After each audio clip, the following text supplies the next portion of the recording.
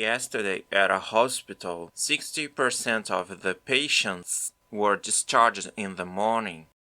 If there were 120 patients, how many were discharged during that period? Most people trip up on the math, but I'll show you a trick to solve this in seconds. Our total is 120.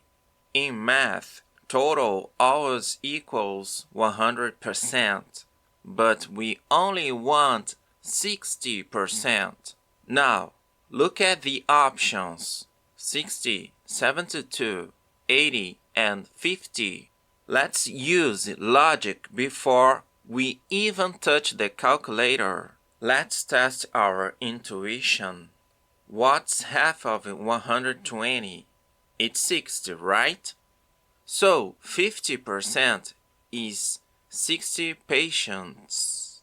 Option D, 50. This is less than half. Since we need 60%, this is wrong. Option A, 60. This is exactly 50%. Close, but we need 60%. Wrong.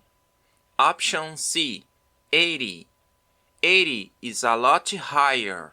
Let's see if the math supports it. Here's the secret. Find 10% first.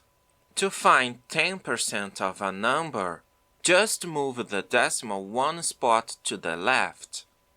10% of 120 is 12. Simple, right? If 10% is 12, how many groups of 10 do we need to make 60%? Exactly, we need 6 groups, so 6 times 12 equals 72. The correct answer is B. We had 72 patients discharged that morning. Math is all about breaking big numbers into small, friendly pieces. If you enjoyed this trick, hit the like button and subscribe for more challenges.